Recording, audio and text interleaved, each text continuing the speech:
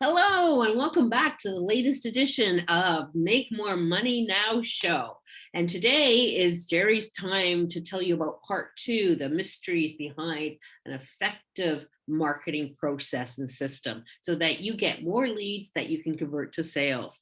Again, Patti Pokorchak, small biz sales coach, and Gerry Black, he's the talented marketing copywriter. We both have sales and marketing experience, and that's why you can learn from both of us with decades of experience. So over to you, Gerry.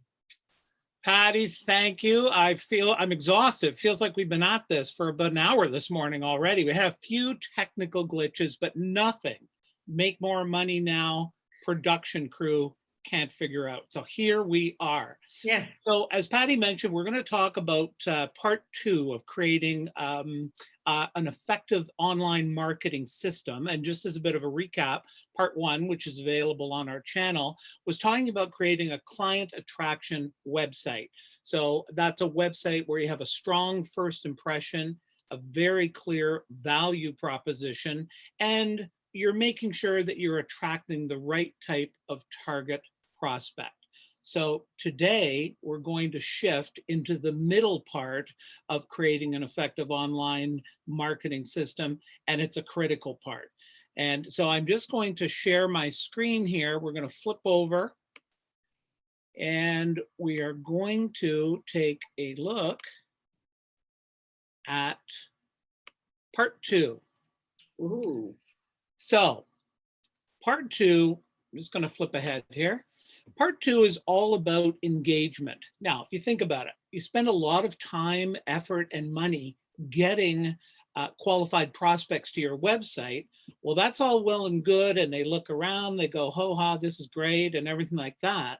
But you have to find a way to continue the marketing relationship with them, because if not, they basically will just go, well, that's all very nice, and they'll just disappear and you'll never hear from them again. And I know some of you out there are going, hey, but wait a sec, what? They'll bookmark the site. Yeah, they'll bookmark it. And when's the last time you actually looked at the bookmarks that you saved, right? It just does not happen that way. The time to engage them is the day they visit your site. That's when your best opportunity will come. So this strategy we're going to talk about today puts you in the driver's seat and allows you to attract these clients and keep them with you so that you can continue marketing to them. I was going to say, Gerry, it's really, when you talk about engagement, this is really about connection, right? It's making that first connection, right? Yeah. Is making it sticky, right? So they land on your website and you kind of go, okay, all you want is their email, right? That's exactly right. So what we're going to do is we're going to talk today about lead magnets. Now, you may have heard the term. We're going to go over some examples today. So after today's session, you're going to have a very clear understanding of what a lead magnet is. But essentially, what we're talking about is gated content that requires your online visitor to do something, such as fill out a form, somehow to get access to the content. And by gated, simply mean it's not available for free, even though it is free, which we'll talk about in a minute. Gated means they've got to do something. Now, we're going to take a look at some common lead magnets that you can use to attract these clients and stay connected to them. You can use an ebook, for instance. A how-to guide is a very effective way to engage with them. You can create little reports, mini courses. You can do a checklist, and it doesn't have to be some 5-page report or something like that, just a 1-page checklist that they can use, or you can offer some video training. The main thing is to create content that is of interest to them, and they are willing to give you their email address in exchange for that content. So here's some characteristics of lead magnets that are effective in getting people to give you their contact information. First and foremost, it has to be useful.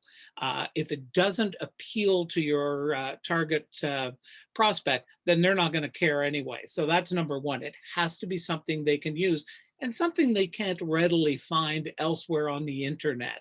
So this is specialized information that you put together so that it helps them move to the next step in their selling process.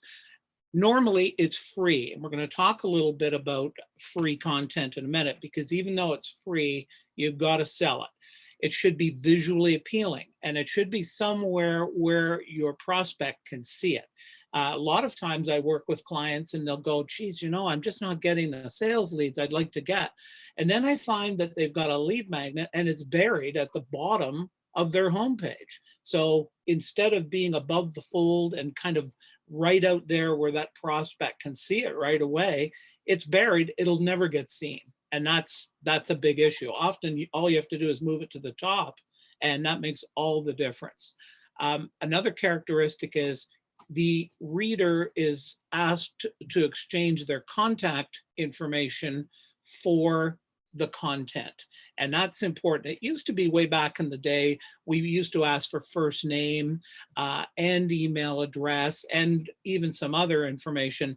But now, typically, a lot of times you'll just see someone asking for the email address, because most of the people are past the personalization aspect of it. It doesn't matter if you do it. It's never going to hurt to say, hey, dear Mary, here's the information you requested, but it's not completely necessary. You can just ask for their email address, and a lot of marketers today will ask for their best email address. So you really want to stay away from Yahoo or Hotmail or something like that, and get a Gmail account. So you can kind of nudge them to say, give me an account you use.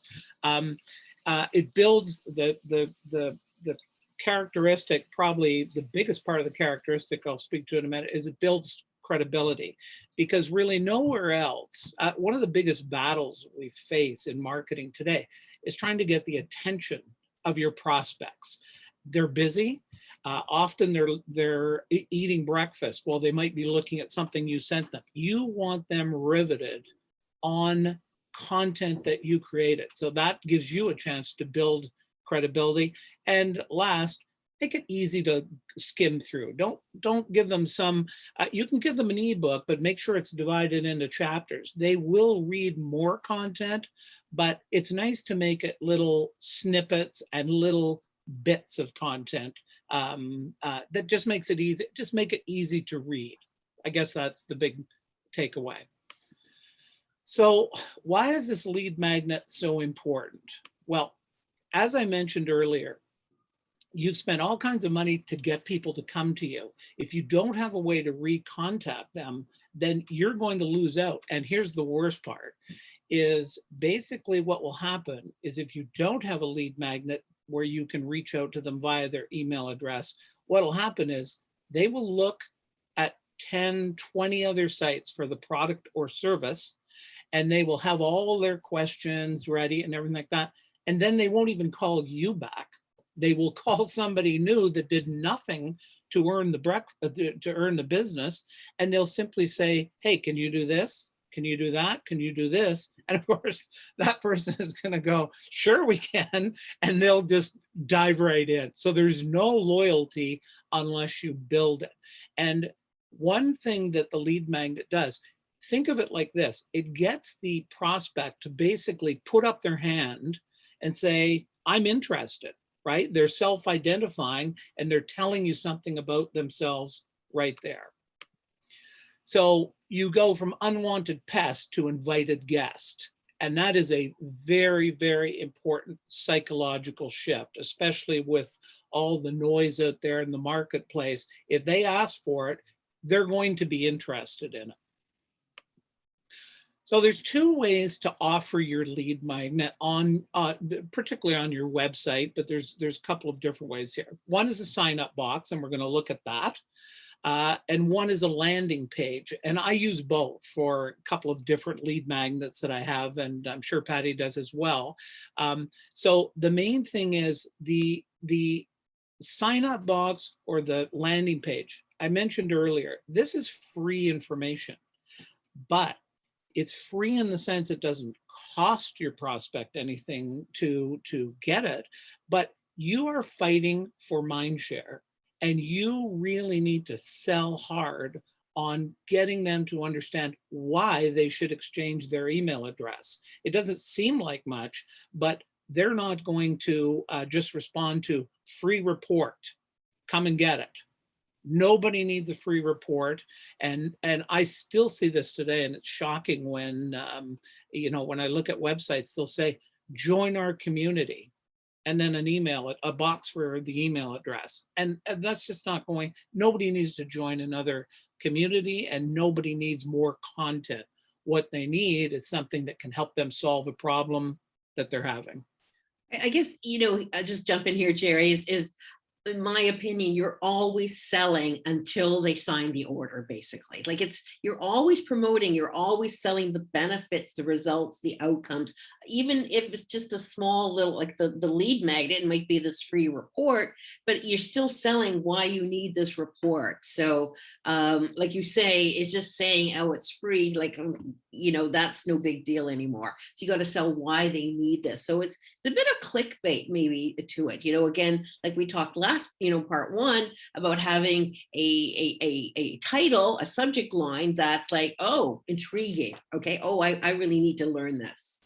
Yeah, that's a good point, Patti. I think of this, the marketing, the whole purpose of these 3 sessions, and we're in session 2 now, the whole purpose of these sessions is marketing and selling are a process. And you're trying to create a system, and this is just one part of your system. So the website generates interest. This creates desire and builds more interest. So you're always moving them along your sales funnel, whether you're using marketing or selling. Yeah, exactly. That's right. And I think it was Peter Drucker who said, marketing, the goal of marketing is so that you don't need sales. And it's like, that's absolute BS, right? You're always selling, you're always promoting, however you want to define it. But, you've still got to present why they should get it. What's in it for them. That's the main thing. Absolutely. Yeah. So I wanted to put this up, a couple of examples here. These are a couple of clients that I've worked with in the past, and 2 different scenarios. In the first one with Susan, I actually created her lead magnet for her. I can't remember if it was a report or, whatever, I guess it was an insider's guide. But I created that for her and then wrote the copy for the sign up box. So she just said, here, I wanted you to know that we got 50 downloads, and they just keep coming. So that's great. And that was kind of from scratch. So she wasn't using a lead magnet before. And then in Mark's case, he did have a lead magnet. But Mark's big obstacle was he was not selling it. He really said, hey, join our newsletter or something, like that. And it was going nowhere. So once I learned more about his newsletter and the valuable information that he had inside, it was very simple for me just to take the value that he offered and put it into a little like sign up box so that when people came there, there was a really good reason for them to join his newsletter. And it made all the difference. I mean, I didn't do anything to create the newsletter. I just simply created the sign up box, and it made all the difference. Wow. Excellent. That's amazing results. Yeah. No, it's just incredible. It's little, that expression, big doors swing on little hinges. Okay. Right? Often you don't have to do much. It's tweaks and little things. Many times clients are doing a lot of things right. And it's just a question, again, we're talking about a system here today. It's a question of putting together a system. And just like a car won't run if there's no oil in it, or if there's one tire missing, the system has to be intact and running properly. And then it does what it's supposed to do. It's not rocket science, but it is a science, and you have to think about it that way. That's right. I always say is that a lot of entrepreneurs get about 80% right, 90%, but it's that last 5 or 10 or 1% that makes or breaks it. And it's really hard. I mean, it's so frustrating, but it's the truth. It's that little tweak. Like I noticed in the Epiphany Studios, it's the insider guide. It's like, oh, I want that. I want to be an insider, right? It's how you name it. So it's 2 words or just 1 word, the insider guide. It's like, oh, I want that. I'm going to click. I have no, interest. I don't know what the Epiphany Studios does, but it's still intriguing, right? It's naming it the right way, It really makes a difference. Oh, that's true. Yes. So go ahead. Yes. It's all in how it's all positioning, as you well know, Patti. And a lot of what Patti and I talk about here and Make More Money Now, these are not newfangled ideas. Selling and marketing are the foundations of effective selling and the foundations of effective marketing.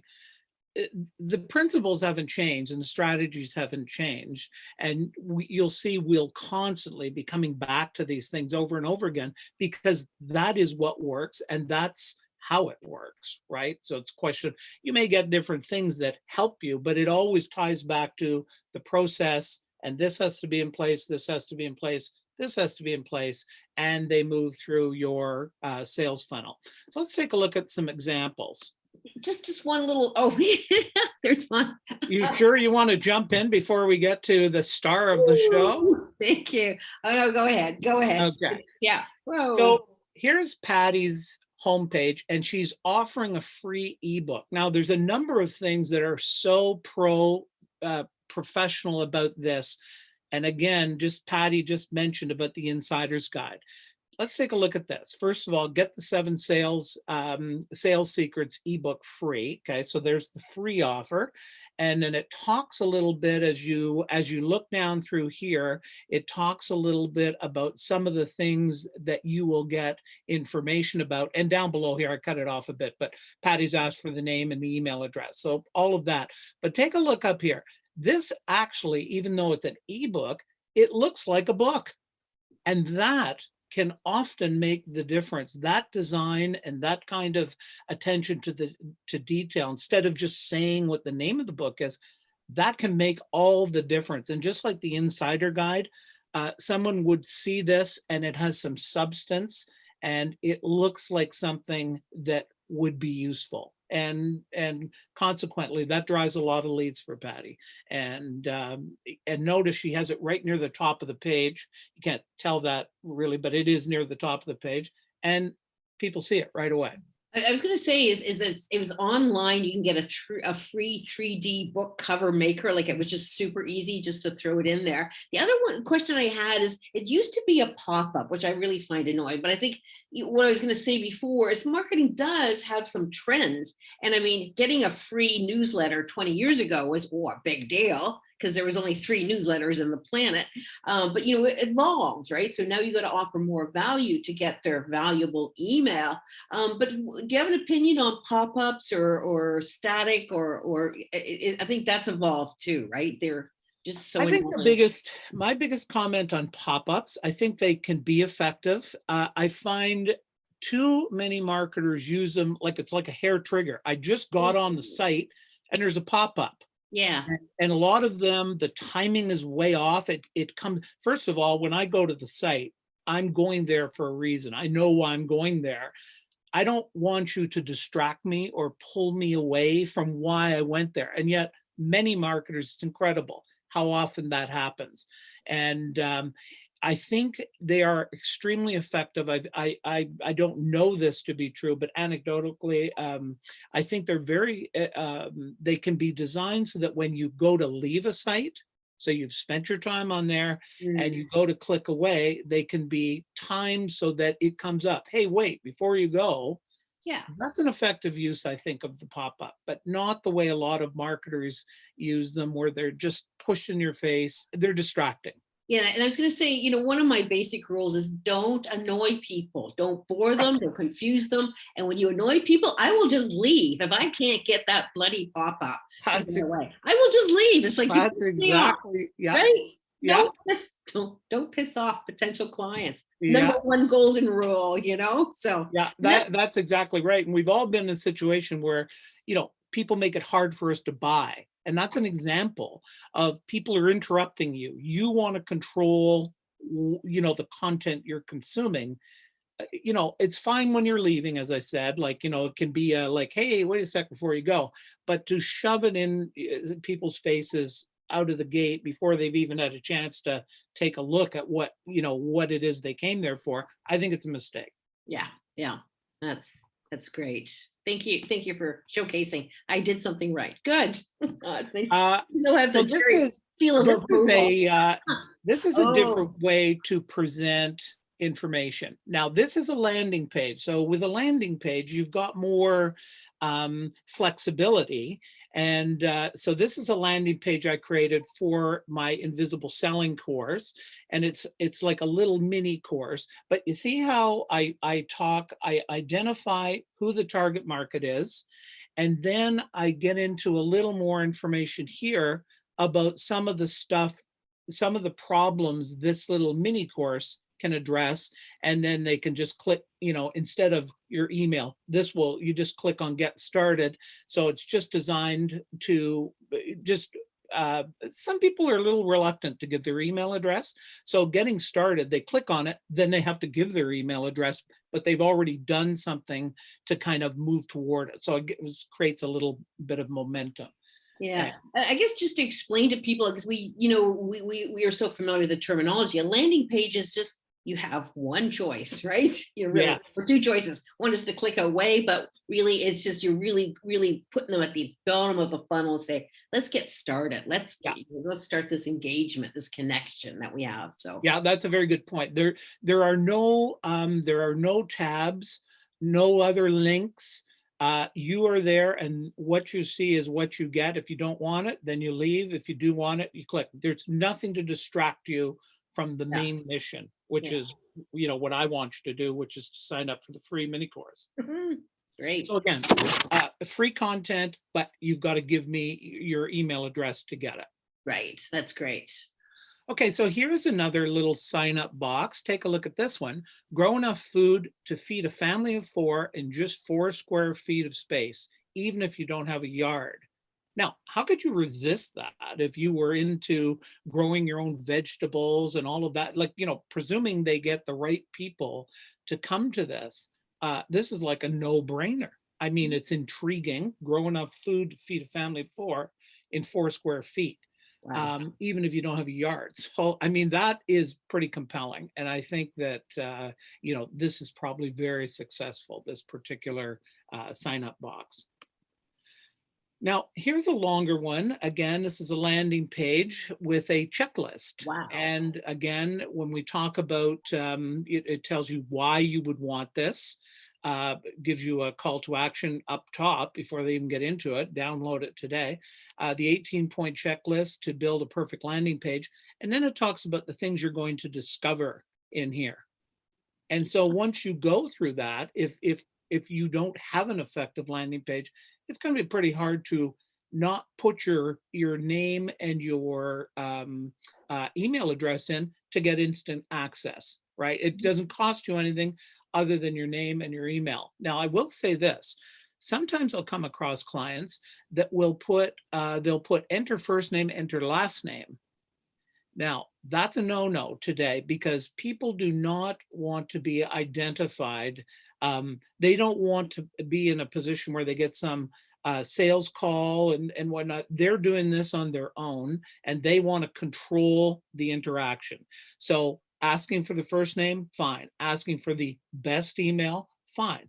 And that starts the relationship and, they're away to the races. And that's the way to do it. I have to object to the best email. It's kind of like, oh, I've got lousy emails, right? It's like, seriously, I don't know. This sometimes that annoys me. I'm just going to say. Well, and that's a fair comment. I know that I think that probably is what they're trying to do is they're trying to get a Gmail address, or they're trying to get sometimes you see enter your primary email, because a lot of times what people will do, they will use, it's kind of like a burner phone. Yeah. They'll use a burner email address, right? Because they just don't want to be, people are skeptical. They do not want to be tracked down. And, if you put an email address in there, it can be tracked. People can find you that Yeah, are. no, but if you ask me for my best email, I'm still going to give you my burner email. Like, I mean, it doesn't matter. Like,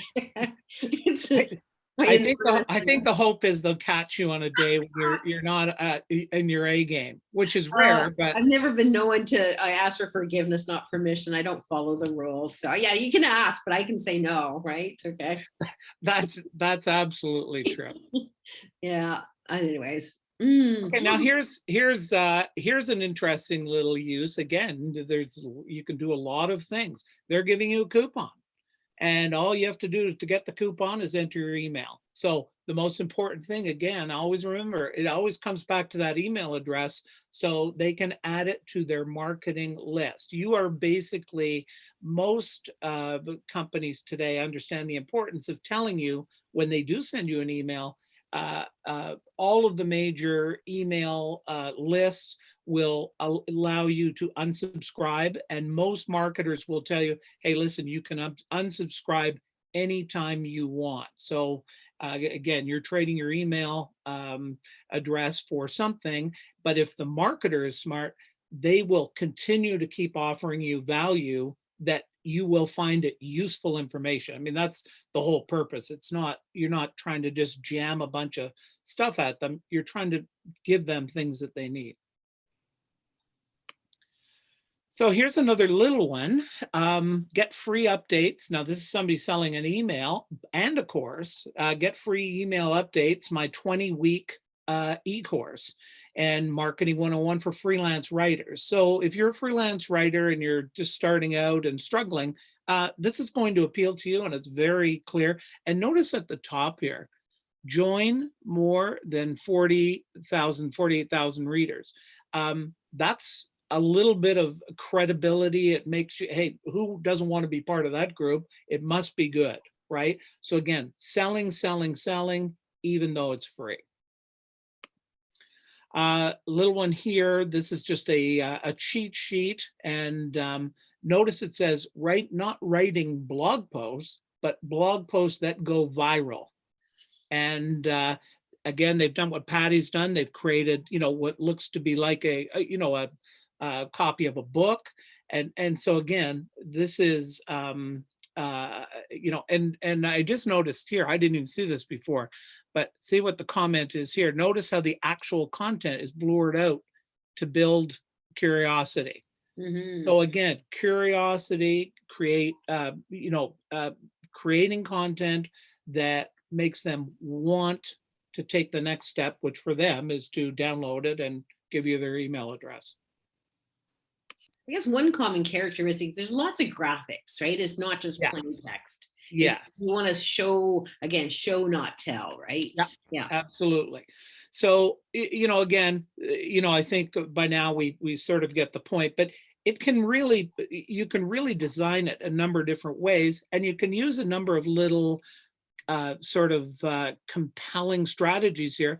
Here, the person says, here's someone here. They've given you a person who says, I find this one of the most interesting, useful, and practical e-letters I subscribe to. So a little testimonial. That could be anything, right? Yeah.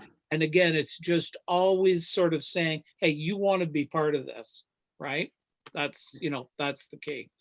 So the purpose of the lead magnet, it helps you achieve the number one objective of your website. And that is, you have to find a way to contact the person who's come to your website. They're a prospect. Would be no different than somebody walking into a store to buy clothing. On the way out, they should be asking, hey, listen, what's your name? Can we send you some information? Can we give you access to coupons and special buys? Because the person has already taken the huge step, and that is, you've attracted them, right? So you've invested money, time, and effort to get that done. Why would you waste that? Because as Patti is fond of saying, it's very true, like only 1 to 3% of people are now buyers. So if you don't get them into your marketing system where you have a chance to sell them and win them over, which takes time. How many touches, Patti? You said a number 10 to 20. And it's what I call lead nurturing, right? Is that they take is baby steps towards the end goal. And so once you got that, you just want to nurture them, just like a little seedling, since we're in the gardening phase of our lives right now. So just they've come and they said, hey, and it's, you just you want it to grow into a big, healthy plant, and that takes time. Yeah, great point. So that is really, it gives you a way to stay in touch. And so that kind of concludes this section on the lead magnets. That critical second section is, hey, how do you get them to put up their hand and identify themselves as wanting to maybe do business with you? And next week, we're going to, I'm just going to come back here to the live screen. That's part 2. And the next time, part 3, what we're going to do is we're going to get into the nurturing part that Patti alluded to. Is, okay, you've got them interested in your product or service. They put up their hand and said, hey, give me more information. So they're not saying keep selling to me, but they are saying keep selling to me and keep creating value and keep giving me reasons to buy from you. And part 3 is where we're going to talk about following up and nurturing, welcoming and nurturing, so that you develop a relationship with that prospect, so that when they are ready to buy, they're going to feel have a sense that you really are interested in working with them. What great content today, Gerry. And notice that I was going to say something about it's a lead magnet, not a chick magnet, which is like what you are. But you said I have to put a disclaimer in that you've got nothing to do with the chick magnet part. So, but it really, when you think about it, it's a way of attracting people to you, right? And it's just, and that's where the magnet is. You want to sort of attract them and keep them. That's it. Just like two magnets, right? Approaching each other. So hopefully, I think we've given you an awful lot to think about lead magnets and why they're so important.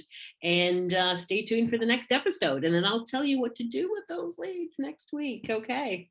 There you go. That's it for this week. We'll see you soon. Bye.